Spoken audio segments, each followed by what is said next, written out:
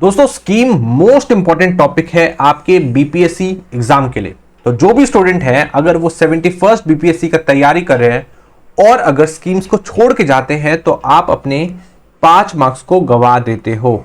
In fact मैं ये कहूंगा कि अगर आप इस वीडियो को ध्यान से नहीं देखते हो तो आप अपने मार्क्स को गवा सकते हो। क्यों मैं ऐसा कह रहा हूं? क्योंकि आप स्कीम्स की वीडियो जरूर कहीं ना कहीं आपने देखी होगी, बट स्टिल जब एग्जाम आएगा तो वो आपको याद नहीं रहेगा, या वो क्वेश्चन आपसे सॉल्व नहीं होगा, या फिर जो आपने स्कीम पढ़ा था उसमें से कुछ आया ही नहीं, कहीं और से ही स्कीम आपको देखने को मिलेगा। तो ये सारी प्रॉब्लम्स आपको फेस करने को मिल सकती है 71st बीपीएससी प्रीलिम्स में। ये सारी प्रॉब्लम मैंने आपको पहले ही बता दी है, तो क्यों ना अच्छा रहेगा कि हम लोग इसको पहले ही सॉल्व कर लें। नमस्कार दोस्तों, मेरा नाम आशुतोष है और आप हैं सिविल सर्विसेज वाला पे। स्टार्ट करते हैं आज की वीडियो को। स्कीम से रिलेटेड मैं कुछ इंपॉर्टेंट टिप्स आपको दूंगा कि कहां से क्वेश्चंस पूछे जा रहे हैं, उन सारी चीजों के ऊपर हम लोग डिस्कशन करेंगे और फिर लास्ट में वीडियो के एंड में मैं आपको एक अच्छी खबर सुनाऊंगा ताकि आपको कहीं इधर उधर भटकना ना पड़े। ठीक है, तो स्टार्ट करते हैं। आपको जो भी हमारी क्लासेस होती है उसका पीपीटी हमारे टेलीग्राम चैनल पे मिलेगा, वो आप जाकर एक तरीके से डाउनलोड वहां पे सब्सक्राइब कर सकते हैं। और अगर आपको मुझसे बात करनी है तो आप मुझे इस नंबर पे व्हाट्सएप कर सकते हैं। ठीक है, आपकी जो भी प्रॉब्लम होगी वो आप मुझे यहाँ पे व्हाट्सएप कर सकते हो, या किसी स्पेशल टॉपिक पे अगर आपको वीडियो चाहिए तो वो भी आप मुझे यहाँ पे मेंशन कर सकते हो। मैं उस टॉपिक पे वीडियो बना दूंगा ताकि आपकी जो प्रिपरेशन है वो काफी ज्यादा ईजी हो जाए और आपको इधर उधर भटकना ना पड़े, या आपको ऐसा ना लगे कि पैसे नहीं होने की वजह से प्रिपरेशन नहीं हो पाई या रिसोर्सेज की कमी हो जाए। ठीक है, ऐसा कुछ भी आप फेस ना करो, इसलिए आप यहाँ पे डायरेक्टली मुझसे बात कर सकते हो और मेरी पर्सनल मेंटरशिप भी ले सकते हो। ठीक है, ये सब बिल्कुल फ्री है, ये मत समझना कुछ चार्ज ले रहा हूँ। चलो आगे बढ़ते हैं कि स्कीम्स रिलेटेड क्वेश्चन किस टाइप के आते हैं और यहाँ से किस टाइप के क्वेश्चन आपको देखने को मिल सकते हैं 71st बीपीएससी में। ठीक है, तो पहले बता दूं कि यहाँ पे आप अपने 5 मार्क्स गेन कर सकते हो अगर आप स्कीम्स को ध्यान से कर लेते हो तो। ठीक है, अब स्कीम्स में बहुत सारी इंफॉर्मेशन होती है, जिन सारी इंफॉर्मेशन को एक जो स्टूडेंट है वो एब्जॉर्ब करने की कोशिश करता है। वो चाहता है कि जो भी स्कीम से रिलेटेड कहीं से कुछ भी पूछा आ सकता है तो क्यों ना उसको ध्यान से पढ़ लिया जाए, बट ये एक ट्रुथ नहीं है, ये एक फैक्ट नहीं है। अब स्कीम्स में भी कुछ पर्टिकुलर चीजें ही हैं जो कि काफी इजी हैं याद रखना, सिर्फ उन्हीं चीजों पे आपको फोकस करना होता है। फॉर एग्जांपल ऑब्जेक्टिव्स पे। ऑब्जेक्टिव क्या मतलब, जो स्कीम है उसको मेन ऑब्जेक्टिव क्या है, वो किस मकसद से लॉन्च किया गया था, ये चीज आपको पता होना चाहिए। अगर आपको ये पता है तो आपकी 80% जो प्रॉब्लम है यहीं पे सॉल्व हो जाएगी, क्योंकि 80% जो क्वेश्चंस आ रहे हैं बीपीएससी में वो ऑब्जेक्टिव से आते हैं। मतलब स्कीम का नाम दे दिया जाएगा और सीधा आपसे ऑब्जेक्टिव पूछा जाएगा कि ये इसका मेन ऑब्जेक्टिव क्या है, या ये किस चीज से रिलेटेड है, इसका मेन मकसद क्या है। इस टाइप के क्वेश्चंस आपको देखने को मिलते हैं बीपीएससी एग्जाम में। तो इंपॉर्टेंट क्या है, ऑब्जेक्टिव्स को याद रखना इंपॉर्टेंट है, ये बात ध्यान रखिएगा। अगर आपने कर लिया तो 80% क्वेश्चंस आपके ऐसे ही सॉल्व हो जाएंगे।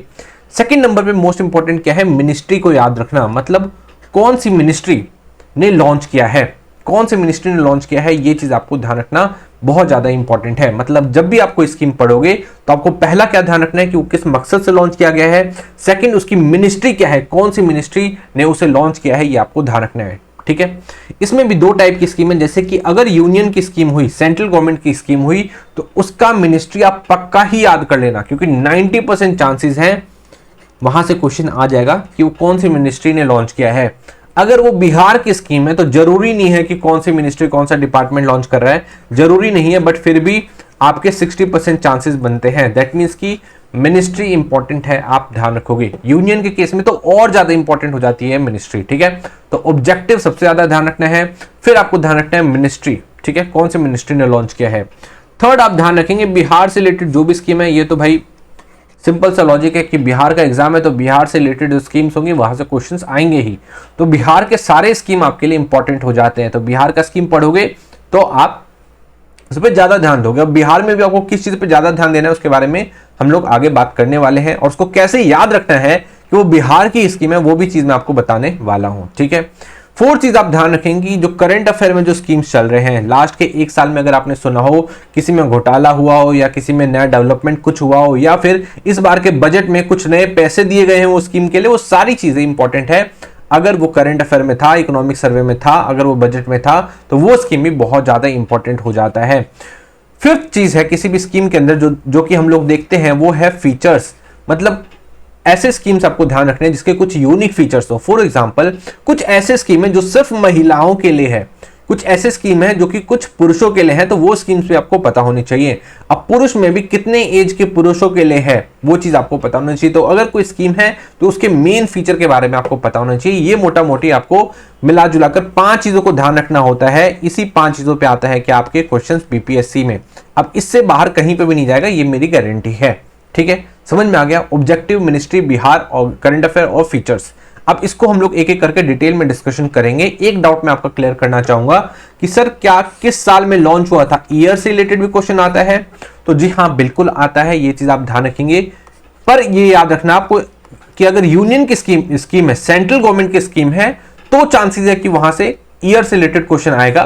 पर अगर बिहार की स्कीम है तो ज्यादा आपको इसके लिए टेंशन नहीं लेनी कि कौन से साल में लॉन्च हुआ था। बट इसमें भी दो चीज है कि अगर वो स्कीम लगातार ही न्यूज में रहती है बहुत ज्यादा, तब आप एक बार ध्यान दे सकते हैं, मोस्ट इंपॉर्टेंट स्कीम है तब।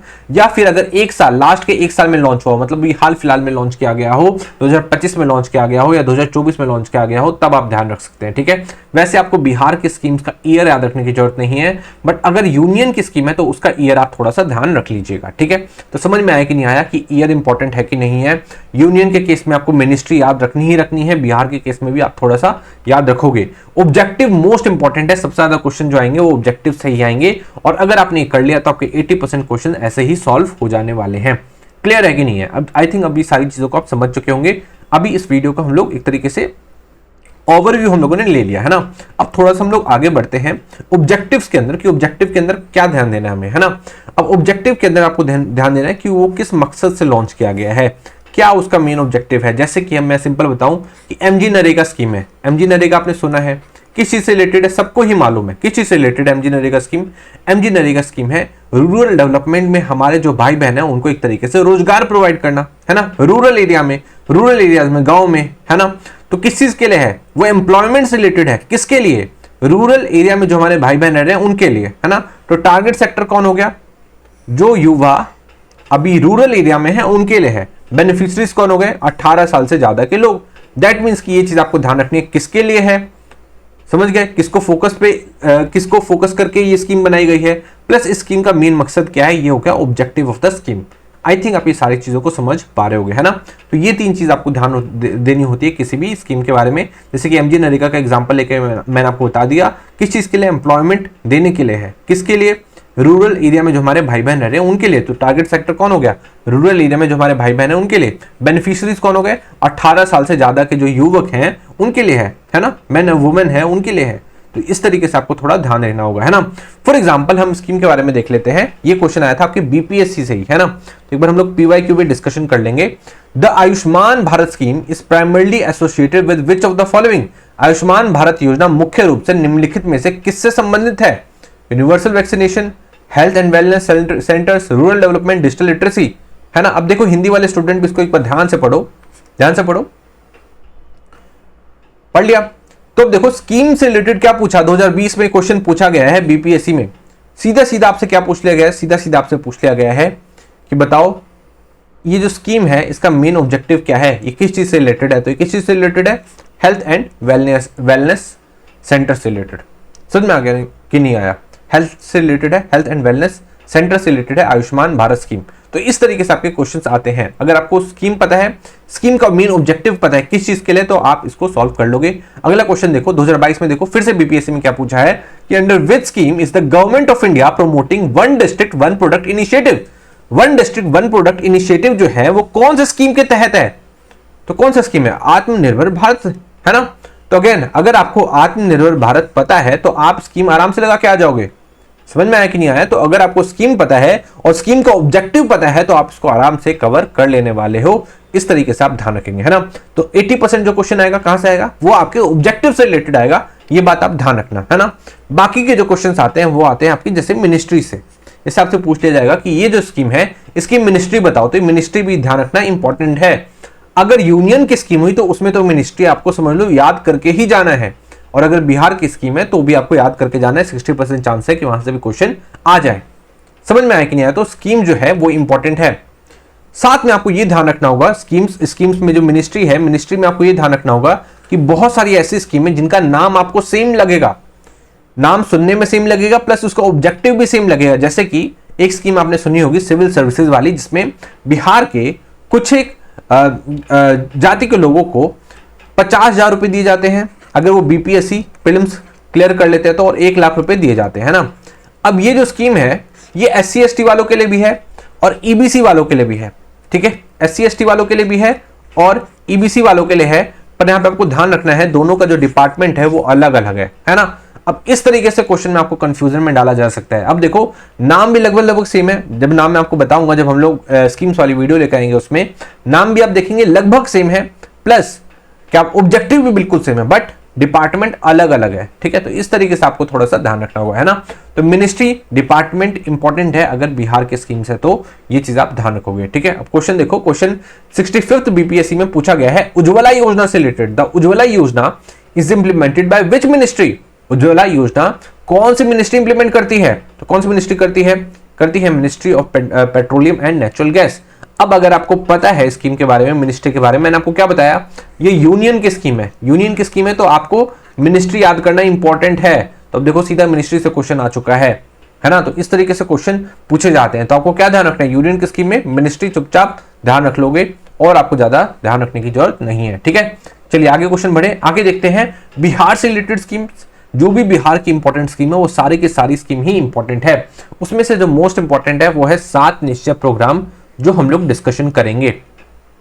अब देखो जो मैं लास्ट में खुशखबरी आपको देना चाहता था वो मैं आपको बीच में ही एक तरीके से बता देता हूं। मैं स्कीम से रिलेटेड आपके लिए एक मोस्ट इंपॉर्टेंट वीडियो लेकर आने वाला हूं, जिसमें बहुत सारी स्कीम्स होंगी, इतनी स्कीम्स जितनी स्कीम्स आपको किसी भी वीडियो में नहीं मिलेगी। फ्री वाले में, पेड वाले में अच्छे हजारों रुपए लेके आपसे जरूर करवाए जाएंगे, बट फ्री में आपको इतनी स्कीम्स नहीं मिलेंगी। ये सारी स्कीम्स मैं आपको करवाने वाला हूं।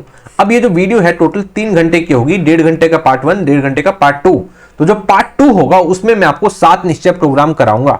तो एक वीडियो तो आज आ जाएगी और एक वीडियो आएगी आपकी, दूसरा पार्ट आएगा उसका, उसमें आपका 7 निश्चय प्रोग्राम मैं आपको करवाऊंगा, ताकि यहां से क्वेश्चन आए तो आपका छूटे ना, ठीक है। और भी रिसेंट बिहार के वेलफेयर की जो भी योजना अभी लॉन्च हुई है वो सारी योजना जो है, सारी स्कीम जो है वो इंपॉर्टेंट है आपके एग्जाम पर्सपेक्टिव से, ठीक है।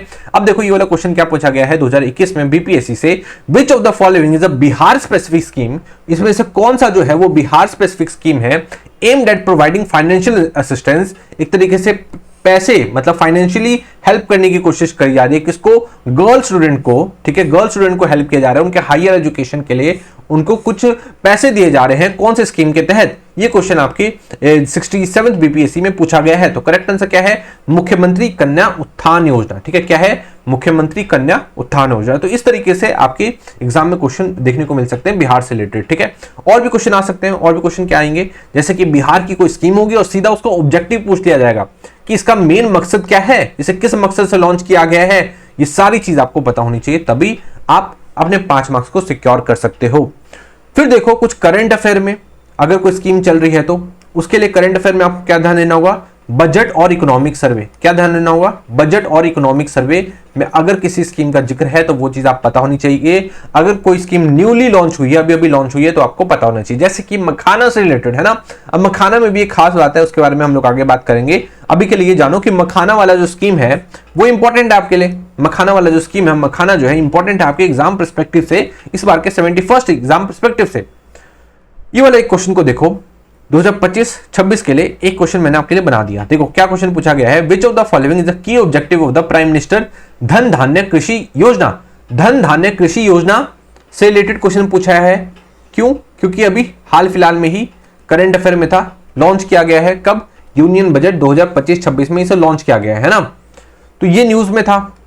अब इसके ऑब्जेक्टिव से क्वेश्चन पूछा गया है ना, तो ऑब्जेक्टिव आपको ध्यान रखना है, इसलिए भी इंपॉर्टेंट है, और ये करंट अफेयर में था इसलिए भी इंपॉर्टेंट है ना। तो मैंने आपको बता दिया कि इस तरीके से आपको आइडेंटिफाई करना होगा किसी भी स्कीम को के बारे में, इंफॉर्मेशन को गैदर करना होगा, अपने दिमाग में रखना होगा। ऑब्जेक्टिव इंपॉर्टेंट है, और अगर वो करंट अफेयर में है तो वो स्कीम आपके लिए इंपॉर्टेंट हो जाता है। क्वेश्चन आपके बारे में पूछा गया है, इसका करेक्ट आंसर क्या है, इसका करेक्ट आंसर है बी, ठीक है। इंग्लिश और हिंदी वाले बच्चे दोनों ही आप इसको पढ़ लोगे। ये क्यों लॉन्च किया गया था, इसका की ऑब्जेक्टिव क्या था। तो कहने का मतलब क्या है कि आपको किन चीजों पर ध्यान देना है एग्जाम के अंदर, ठीक है। लास्ट में ये देखो कि कुछ फीचर्स जो हैं, अगर किसी स्कीम के अंदर कोई यूनिक फीचर बताया गया है, जैसे कि कुछ ऐसे स्कीम है जो कि सिर्फ महिलाओं के लिए है, कुछ पुरुष के लिए है सिर्फ, ठीक है। उसमें देखो कि किसी में फाइनेंशियल असिस्टेंस की बात हुई तो कितने पैसे दिए जा रहे हैं, ठीक है। प्लस वो कितने एज के ग्रुप के लोगों के लिए है, ये सारी चीज आपको पता होनी चाहिए, तभी कुछ बात बनने वाली है। ठीक है, फिर एक और देखो कि जैसे कि मखाना से रिलेटेड अभी जो स्कीम लॉन्च हुई है, उसमें खास बात यह है कि मखाना से रिलेटेड जो स्कीम है वो पूरे बिहार के लिए नहीं है, वो कुछ पर्टिकुलर डिस्ट्रिक्ट के कुछ फार्मर्स के लिए ही है। तो ये भी चीज आपको पता होनी चाहिए कि यूनिक फीचर क्या है कि कुछ पर्टिकुलर डिस्ट्रिक्ट के लिए है, कुछ नॉर्थ के पर्टिकुलर डिस्ट्रिक्ट्स के लिए है मखाना वाली स्कीम। तो इस तरीके से आप ध्यान रखोगे कि मखाना वाली स्कीम वो पूरे बिहार के लिए नहीं है ना। तो अगर किसी स्कीम के बारे में कुछ उसका यूनिक फीचर है तो वो भी आपको थोड़ा ध्यान रखना इंपॉर्टेंट हो जाता है। आई थिंक आप ये सारी चीजों को समझ पा रहे होंगे, है ना। इससे रिलेटेड एक क्वेश्चन देख लीजिए, इसे ऑब्जेक्टिव से भी कह सकते हो, इसके फीचर से भी कह सकते हो कि इसमें स्वामित्व स्कीम का फीचर पूछा है, तो करेक्ट आंसर इसका लगा देंगे B, property validation in rural areas. ठीक है, तो इस तरीके से आपको एग्जाम की प्रिपरेशन करनी है। आई थिंक आप ये सारी चीजों को समझ पा रहे होंगे, है ना। अब देखो एक बार हम लोग ओवरऑल सम अप कर लेते हैं कि कोई भी स्कीम है, कोई भी बड़ी स्कीम है, सारी स्कीम के बारे में आपको पता होना चाहिए। कौन सी मिनिस्ट्री से है ये आप ध्यान रखोगे।